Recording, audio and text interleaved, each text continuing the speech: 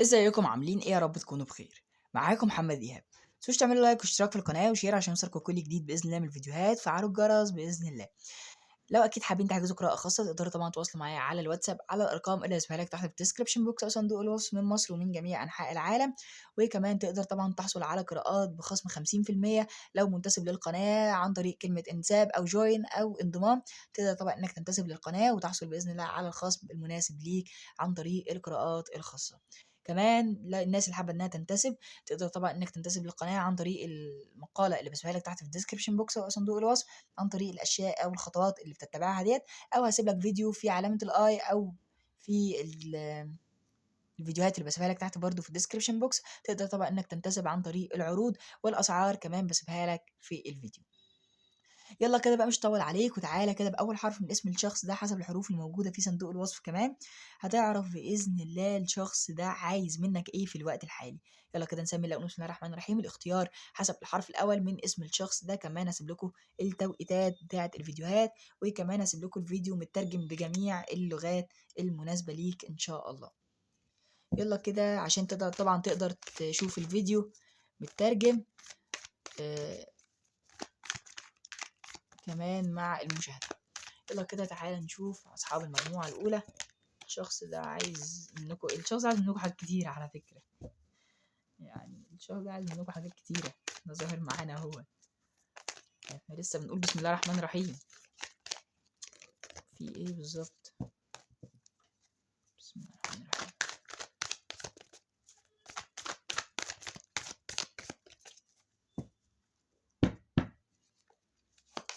الشخص ده عايز منكم ايه في الوقت الحالي؟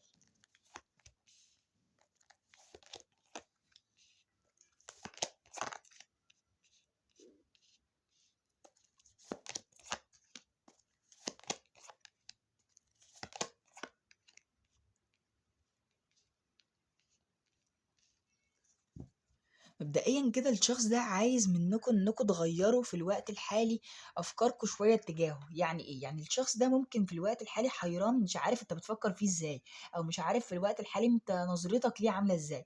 فهو في الوقت الحالي عايز زي يتغير، او عايز دايما يبان لك ان هو شخصيه افضل، او بيحاول دايما ان هو يسعى بانه يبان بالنظره الافضل.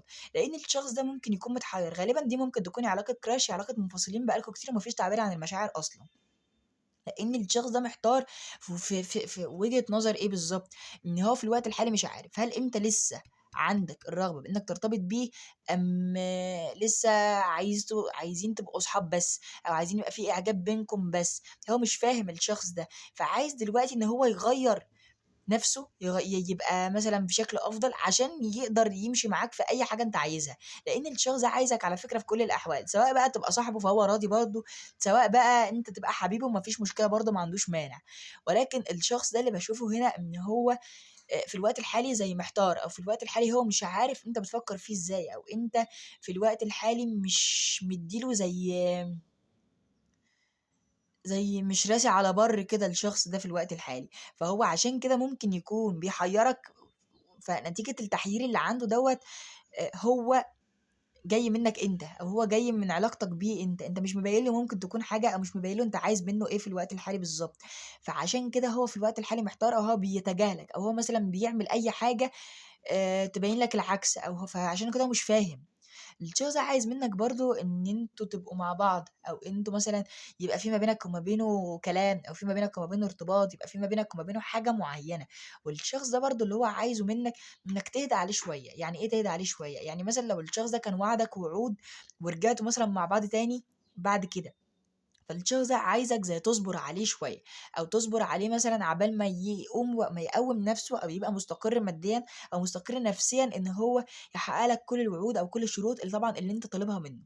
الشخص ده برضو عايز منك، او اللي طالبه منك، انك شويه ما تهاجمهوش، او شويه مثلا ما تزعقلوش، او ما تعملش مثلا فعل يضايقه، او مثلا ما تحسسوش دايما ان هو غلطان. فده برضو اللي الشخص ده بيطلبه منك في الوقت الحالي. الشخص ده برضه بيطلب منك في الوقت الحالي أو الحاجة اللي هو عايزها منك، عايزك تغيّر طريقتك معاه. يعني إيه تغيّر طريقتك معاه؟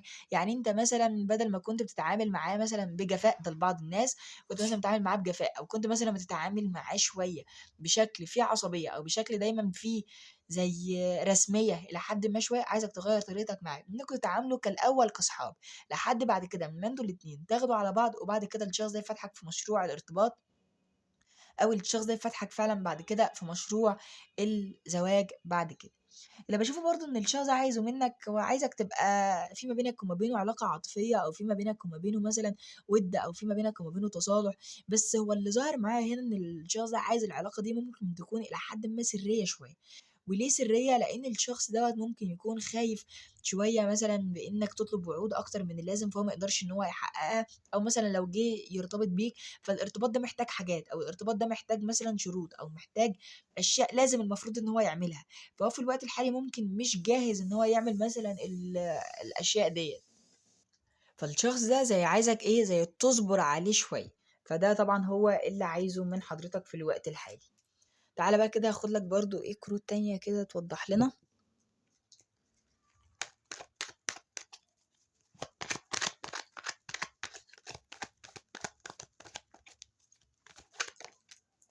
Earthware Queen of Diamonds.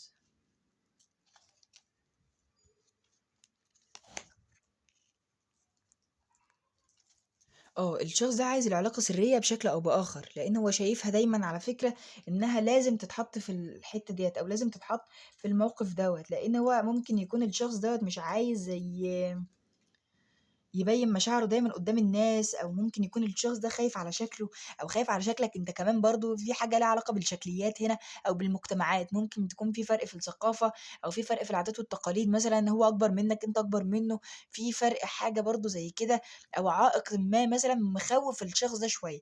فالشخص ده عايز العلاقة تبدأ سرية الأول، وبعد كده أمّا أنت وهو تتناقشوا مع بعض في الموضوع دوّة، لمّا تلاقوا حل بعد كده، ما عندوش مشكلة إن هو يظهر العلاقة ديّة، أو يعلن العلاقة دي، ما فيش مشكلة. اللي باشوفه برضه عند الشخص ده، اللي هو عايزه من حضرتك في الوقت الحالي، عايزك زي بإنك مثلًا تدّي له فرصة إنه يتكلّم معاك، تدّي له فرصة مثلًا إن هو يبقى في أشياء كتير ما بينك وما بينه، أو في زي تفتّح له كده أبواب إن هو يقدر يتكلّم معاك، أو إن هو يقدر يتعرّف عليك أكتر، أو يبقى في فرصة ما بينك وما بينه للكلام بشكل أو بآخر أكتر يعني مع الشخص ده.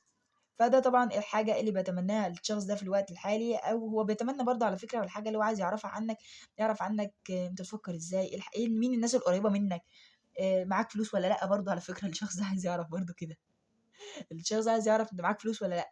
يعني هو عايز الموضوع ده يعني، خلّي بالك برضه. الشخص ده برضه عايز يعرف أنت بتحب إيه، بتكره إيه. دي حاجات برضه الشخص ده عايز يعرفها.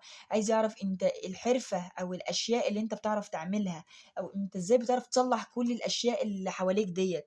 الشخص ده برضه عايز يعرف إنك إزاي شايل مسؤولية مثلًا الناس اللي حواليك، أو إزاي مثلًا بتتحمّل لو أنت مثلًا حد مشهور، أو لو أنت شخص مثلًا في ناس كتير بتضايقك. فهو عايز يعرف إزاي أنت قوي كده، وإزاي أنت بتتحمّل الأذية، أو بتتحمّل مثلًا كل المشاكل اللي بتحصل لك ديّة، وأنت ثابت برضه على أرض صلبة مهمًا كان، أو مهما حصل لك. فده بالنسبة طبعًا للأشياء اللي الشخص ده عايزها منّك في الوقت الحالي. فأتمنى لك أكيد التوفيق والخير يا رب. تعالَ نقول الطاقات والأبراج اللي ظهرت معانا هنا. ظهر معايا برج الحمل، برج العقرب، والقوس، والجوزاء، الثور، والميزان، والجدي، و الدلو برضه. دي الطاقات والأبراج اللي ظهرت معانا. أتمنى لكم أكيد التوفيق والخير. والقوس برضه ظهر معانا. أتمنى لكم أكيد التوفيق والخير يا رب. يالّا ننتقل لأصحاب المجموعة التانية. تعالوا نشوف يالّا الشخص اللي في بالهم عايز منّهم إيه في الوقت الحالي. يالّا كده نسمي الله بسم الله الرحمن الرحيم. يالّا كده أصحاب المجموعة التانية، تعالوا يالّا كده نبدأ بإذن الله، ونقول بسم الله الرحمن الرحيم. تعالوا يالّا كده نشوف آخر مرّة الشخص ده شافك،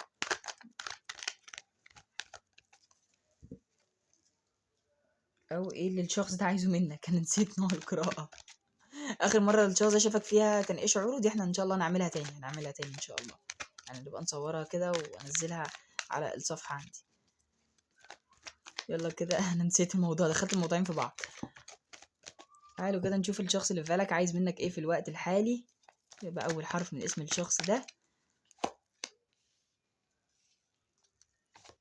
طبعًا هتلاقي كل الروابط موجودة في صندوق الوصف، لو حابب أكيد تتابعنا على الفيسبوك، إنستجرام، تويتر، ولو حابب أكيد تتابعنا على التيك توك هتلاقي كل الروابط، والجروب طبعًا واتساب يا جماعة، جروب الواتساب ده مهم جدًا، لو حابب أكيد تحجز كمان قراءة خاصة تقدر طبعًا إنك تتواصل معانا على الواتساب على الأرقام اللي موجودة في الdescription box من مصر ومن جميع أنحاء العالم، تقدر طبعًا إنك تتواصل وتلاقي الفيديو بإذن الله مترجم على تلاقي الفيديو بإذن الله مترجم في صندوق الوصف برضه. ولو حابب أكيد تنتسب للقناة في خصومات تصل إلى 50% للناس المنتسبة للقناة، وخطوات الانساب هتلاقيها موجودة في صندوق الوصف، هتلاقي فيديو مخصص للانساب طبعا تقدر انك تتفرج عليه في اي وقت. بالنسبة بقى للشخص ده عايز منك إيه في الوقت الحالي، فالشخص ده عايز منك على فكرة بإنكم ترتبطوا مع بعض، ده كده واضح بشكل رسمي، الشخص ده عايز ما بينك وما بينه يحصل فيه ارتباط، والشخص ده عايز يحصل فيه ما بينك وما بينه تواصل، يعني ده الإيس اوف وند يحصل فيه ما بينك وما بينه ارتباط، وعايز الشخص ده ارتباط رسمي أو ارتباط جد أو ارتباط يبقى فيه نوع من الجدية، أو الشخص ده فعلًا يقدر إن هو يتحكم فيك أو يقدر إن هو يتكلم معاك، مش معنى يتحكم فيك إنها حاجة وحشة، لأ، اللي أقصده هنا إنك تبقى مسؤول منه، أو تبقى مثلًا أنت فعلًا حد من الناس اللي هو بيحبها، أو حد فعلًا من الناس اللي موجود معاها فعلًا، حتى لو الشخص ده هادي أو ما فيش تواصل ما بينك وما بينه في الوقت الحالي، أو هو مثلًا منعزل مختفي، أو ما فيش تواصل ما بينك وما بينه حاليًا أصلًا، فاللي باشوف إن الشخص دوّة هو عايز على فكرة منّك ارتباط بشكل رسمي، أو إنكم تقرّبوا من بعض، يبقى في ما بينك وما بينه رابطة عاطفية كويسة ما بينك وما بين الشخص ده. اللي باشوفه برضه إن الشخص ده عايز يتواصل معاك، ولكن هو في الوقت الحالي بيحاول إن هو يشتغل على مثلًا طريقة إن هو يتكلم معاك بيها، بيحاول إن هو مثلًا يشوف أي شيء رابط مثلًا ما بينك وما بينه يقدر إن هو يكلمك بيه. أو حاجة معيّنة يقدر إن هو يدخل لك أو يكلّمك بيها على فكرة، فالشخص ده بيسعى لكده بشكل قوي أوي. اللي باشوفه برضه إن الشخص دوّة عايز يتكلّم معاك بشكل جدّي شوية، يعني إيه بشكل جدّي؟ يعني هو عايز فعلًا إن هو يكلّمك بجد، هو مش بيهزّر أو إن هو مثلًا مش بيلعب أو مش بيقول كلام مثلًا مش هينفّذه، لأ، ده هو عايز يثبت لك بأدلة كمان، يعني الace of pentacles هنا الشخص ده عايز يثبت لك بأدلة وعايز فعلًا يحسّسك بالأمان، لإن ممكن يكون الشخص دوّة قبل كده خذلك أو عمل مثلًا مواقف ضايقتك أو ممكن تجاهلك أو عمل أفعال قبل كده مثلًا ما كانتش كويسة معاك، وممكن كمان كان بيتغيّر أو كان بيتلوّن الشخص ده شوية معاك مثلًا، فالشخص ده اللي باشوفه إن هو عايز بقى إن هو زي إيه، يحسّسك بالأمان أو يحسّسك بجد إن هو صادق أو إن هو فعلًا مش بيلعب أو إن هو مش بيهزّر، لأ ده هو فعلًا عايزك وفعلًا الشخص دوّة آآ عايزك بشكل جدّي كمان. اللي باشوفه برضه إن الشخص دوّة مش عايز يتسرّع برضه في أي حاجة، هو عايز يبني مستقبله أو عايز يبني نَفْسه مثلًا أو يحسّسك إن هو بيشتغل بشكل جدّي أو بيشتغل بشكل فيه فعلًا مسؤولية أو يحسّسك فعلًا إن هو خلاص بقى شخصية مسؤولة وبقى شخصية فعلًا يُعتمد عليها. فاللي باشوفه إن الشخص دوّة زي عايز برضه يدّي لك وعود آمنة أو عايز إن هو يبقى مستقر معاك أو يبقى فعلًا يتكلّم معاك بشكل رسمي وبشكل كمان أنت تثق فيه. تعالَ بقى هنوضّح أكتر طبعًا بالكروت ديّة.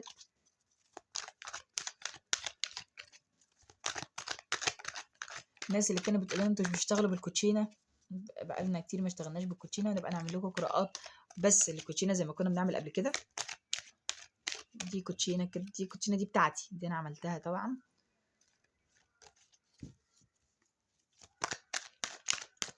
تعالوا في كارت نزل، ده كارتين 6 اوف وانز و9 اوف بنتيكلز، فالشخص ده اللي هو عايزه منك على فكره عايزك بانك تحل معاه حاجه، او الشخص ده عايز يقول لك على فكرة برضه إن هو معجب بيك، يعني إحنا نمشيها كده بالترتيب، فالشخص ده عايز يقول لك أول حاجة إن هو معجب بيك، معجب جدًا بشكلك، معجب جدًا بطريقتك الخارجية، بالأسلوب اللي أنت بتتميز بيه، أو في حاجات أنت ممكن تكون بتتميز فيها عن بقية الناس، سواء بقى في شكلك، سواء مثلًا أنت عندك مهارات تانية مثلًا ما فيش حد بيعرف يعملها، عندك حاجة معينة دي بس اللي موجودة عندك وأنت بس اللي بتعرف تعملها ما فيش حد تاني، فالشخص ده عايز يقول لك على فكرة إنك أنت عاجبه في الحتة دي أوي، أو إن أنت متميز عندي بسبب الموضوع دوّة أو بسبب الحاجة اللي أنت عاملها ديّة. الشخص ده برضه كمان عايز يقول لك إنك بتدّيه توازن، أو إنك بتساعده على التشافي كمان، ودي حاجة كويسة جدًا، أو بتساعده على التخلُّص من الطاقة السلبية لمّا هو بيفكّر فيك. الشخص ده برضه كمان عايز يقول لك على فكرة إن هو عايز يتواصل معاك عشان تحلّوا حاجة معيّنة مع بعض، ممكن يكون عند الشخص ده مشاكل أو في مشكلة مثلًا في العلاقة أو في رفض مثلًا من الأهل أو في رفض من أي حاجة مثلًا عندكم في العلاقة ديّة، فالشخص ده عايز يتكلّم معاك عشان تحلّوا الموضوع دوّة أو عشان يبقى في تواصل ما بينك وما بينه جيد، بإنكم تقدروا تتواصلوا مع بعض عشان تحلّوا العلاقة ديّة أو عشان تحلّوا شيء معيّن موجود معاكم في العلاقة ديّة.